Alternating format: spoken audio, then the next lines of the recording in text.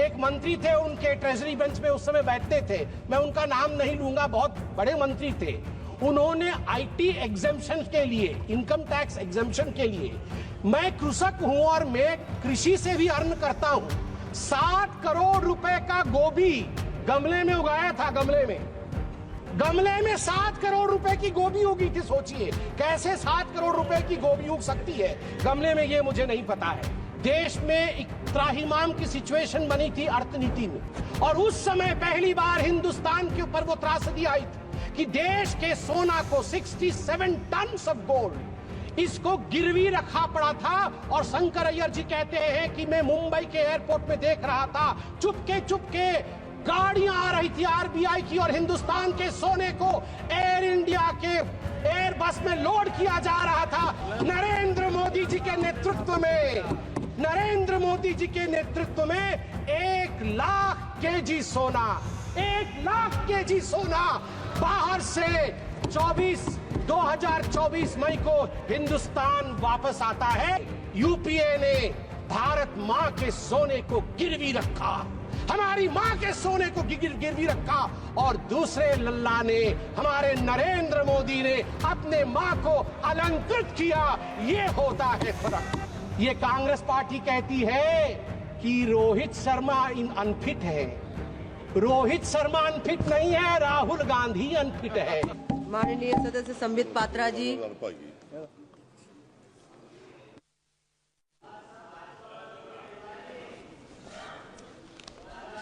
धन्यवाद सभापति महोदया, आपने मुझे सप्लीमेंट्री डिमांड फॉर ग्रांट्स का समर्थन के लिए बोलने का मौका दिया। माननीय प्रधानमंत्री श्री नरेंद्र मोदी जी की दूरदर्शी नेतृत्व यह सुनिश्चित करती है कि जो भी हम खर्च कर रहे हैं उसका हर एक रुपया अर्थव्यवस्था को मजबूत करने के लिए, नागरिकों को सशक्त करने के लिए और एक सशक्त भारत के निर्माण के लिए ही खर्च होता है, उसका योगदान होता है। आज जो अतिरिक्त धनराशि मांगी गई है वह सिर्फ कागजों पर कुछ आंकड़ों का लेखा जोखा नहीं है, वो भविष्य के भारत के निर्माण का मानचित्र है। पीएम गति शक्ति हो, पीएम किसान योजना हो, राष्ट्र की सुरक्षा को सशक्त बनाना हो, यह सभी व्यय भारत के प्रगति के लिए अत्यंत आवश्यक है। कुछ विपक्षी दलों ने अभी विषय उठाया, फिस्कल डिसिप्लिन को लेकर। अभी मैं माननीय प्रेमचंद्रन जी को सुन रहा था, वित्तीय अनुशासन को लेकर प्रश्न उठाया। मैं याद दिलाना चाहूंगा, I would like to remind them that there was a period during the rule of the UPA when recklessly they had burdened the economy with unplanned spending, अनियोजित खर्चे and policy paralysis. In contrast, in our government, our term, under Modi ji, every rupee that flies out of the coffer of the exchequer is under the guidance, under the radar of ATC. ATC meaning not air traffic control, ATC meaning A for accountability, T for transparency, and C for clear vision of development. During the UPA regime, सभापति महोदया, 2004 से 2014 के दौरान आपको जान के आश्चर्य होगा, 94,060 करोड़ रुपए की बजट राशि, जो कि लगभग 14 विभाग, सामाजिक विभाग और ग्रामीण विकास मंत्रालयों से संबंधित थी, वह खर्च नहीं हो पाई थी 10 वर्षों में। यह बजट का लगभग 6.4% हिस्सा उस समय खर्च नहीं कर पाई थी यूपीए की सरकार। मैं कृषि क्षेत्र का उदाहरण एक देता हूं। 2013-14 में कृषि का बजट यूपीए के समय में 27,663 करोड़ था। अब वह 5 गुना बढ़ करके 1,37,756 करोड़ हुआ है। फर्टिलाइजर की जो उर्वरक की जो सब्सिडी है वह भी 5 गुना बढ़ा है। अभी हाल फिलहाल में बिहार के भागलपुर से 19वां प्रधानमंत्री किसान सम्मान निधि में लगभग 10 करोड़ किसानों के लिए 22,000 करोड़ रुपए प्रधानमंत्री जी ने रिलीज किया। मैं याद दिलाना चाहूंगा कि एक उस समय की कहानी थी जिस समय कर्ज माफी की बात कांग्रेस पार्टी करती थी। एक मंत्री थे, उनके ट्रेजरी बेंच में उस समय बैठते थे, मैं उनका नाम नहीं लूंगा, बहुत बड़े मंत्री थे। उन्होंने आईटी एग्जेम्पशन के लिए, इनकम टैक्स एग्जेम्पशन के लिए, मैं कृषक हूं और मैं कृषि से भी अर्न करता हूं, 7 करोड़ रुपए का गोभी गमले में उगाया था। गमले में 7 करोड़ रुपए की गोभी उगी थी। सोचिए कैसे 7 करोड़ रुपए की गोभी उग सकती है गमले में, ये मुझे नहीं पता है।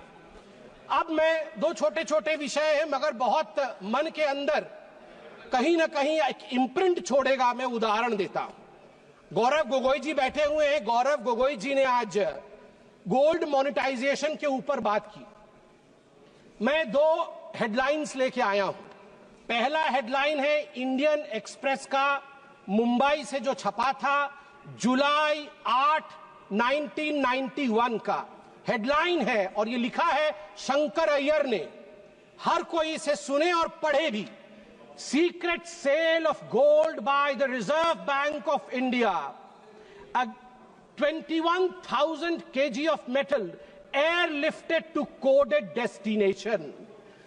एक समय था 1991 में राजीव गांधी ने और कांग्रेस पार्टी ने चंद्रशेखर जी की सरकार से हाथ खींच लिया था। उस समय लिक्विडिटी की अभाव थी, देश में एक त्राहिमाम की सिचुएशन बनी थी अर्थनीति में, और उस समय पहली बार हिंदुस्तान के ऊपर वो त्रासदी आई थी कि देश के सोना को 67 टन्स ऑफ गोल्ड इसको गिरवी रखा पड़ा था। और शंकर अय्यर जी कहते हैं कि मैं मुंबई के एयरपोर्ट में देख रहा था, चुपके गाड़ियां आ रही थी आरबीआई की और हिंदुस्तान के सोने को एयर इंडिया के एयर बस में लोड किया जा रहा था, हिंदुस्तान के बाहर भेजा जा रहा था।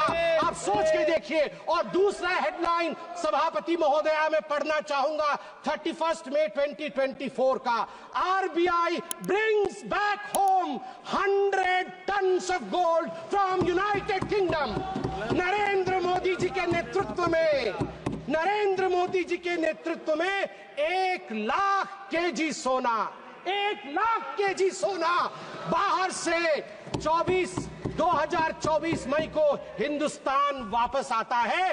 एक ने, यूपीए ने भारत मां के सोने को गिरवी रखा, हमारी मां के सोने को गिरवी रखा, और दूसरे लल्ला ने, हमारे नरेंद्र मोदी ने अपने मां को अलंकृत किया। ये होता है फर्क। मैडम सभापति महोदया, मैं एक छोटा सा उदाहरण देके अपने विषय को समाप्ति की ओर ले जाऊंगा।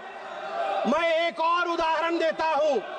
पूरे इस सप्लीमेंट्री ग्रांट में power grid corporation of India limited PGCIL के लिए अधिक व्यय की मांग की गई है, मिनिस्ट्री ऑफ पावर के अंतर्गत आता है। मैं एक हेडलाइन पढ़ता हूं, जुलाई 31, 2012 का 3 ग्रिड। मुझे याद है अभी निर्मला सीतारमण जी आएंगी। निर्मला सीतारमण जी उस समय प्रवक्ता थी, पार्टी की, बैठी हुई थी एक चैनल के डिबेट में। अचानक अंधकार हो गया, डिबेट बीच में बंद हो गया और 22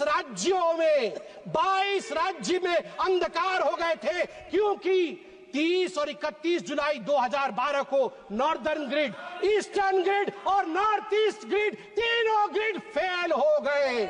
700 million people were plunged into darkness. 9% of the world population were plunged into darkness. TMC के लोग बैठे नहीं हैं।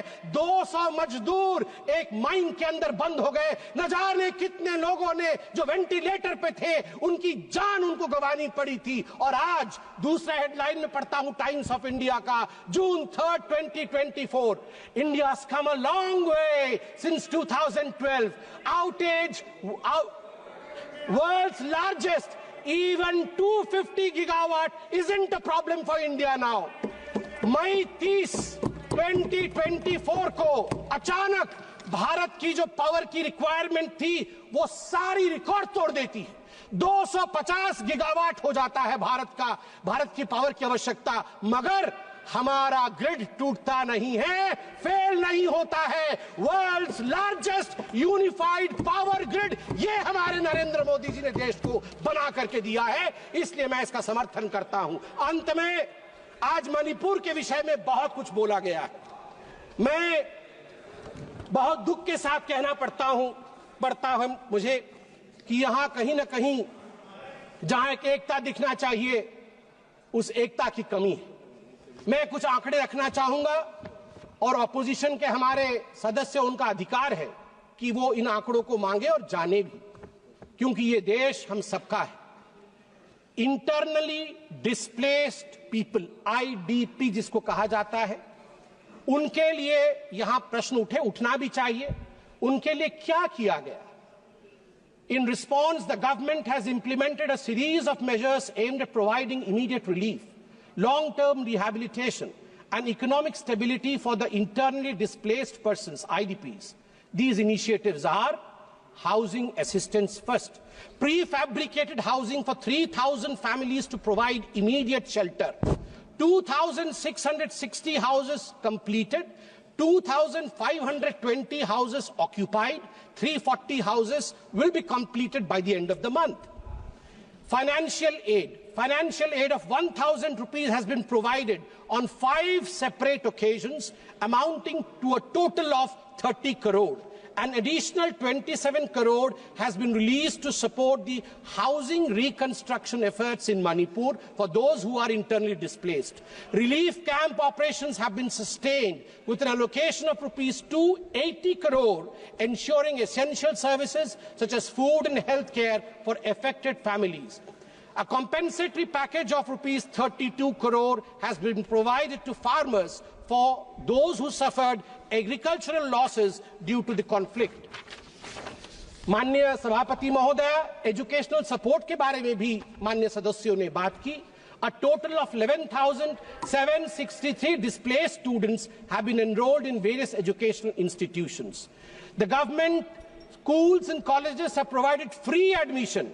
College Students Rehabilitation Scheme उसको इंट्रोड्यूस किया गया 2023 में, जिसने 1000 डिस्प्लेस्ड बच्चों की मदद की ताकि वो वहां फ्रीली जाके एडमिशन ले सके, और उनको 10,000 रुपए की राशि भी ऊपर से दिया गया। एम्प्लॉयमेंट और स्किल डेवलपमेंट डिस्प्लेस्ड लोगों के लिए 426 IDP led startups have received government support. ये स्टार्टअप के माध्यम से कई लोगों को नौकरी दी गई, जो अभी 500 इंडिविजुअल उसमें एनरोल हुए हैं हाल फिलहाल में।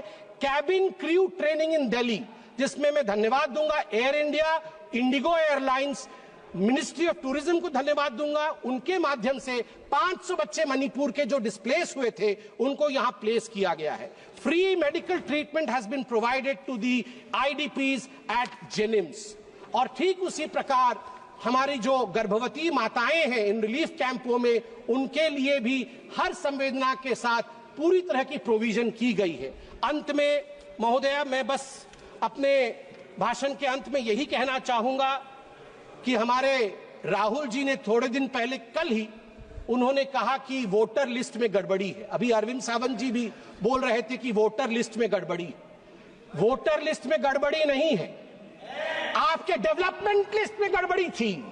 आपके डेवलपमेंट लिस्ट में गड़बड़ी थी, वोटर लिस्ट में गड़बड़ी नहीं है। अभी हमने बताया आपको, अगर वैसा डेवलपमेंट आपने किया होता तो आज आप वहां नहीं बैठे होते। दूसरी बात, ये कांग्रेस पार्टी कहती है कि रोहित शर्मा अनफिट है। रोहित शर्मा अनफिट नहीं है, राहुल गांधी अनफिट है।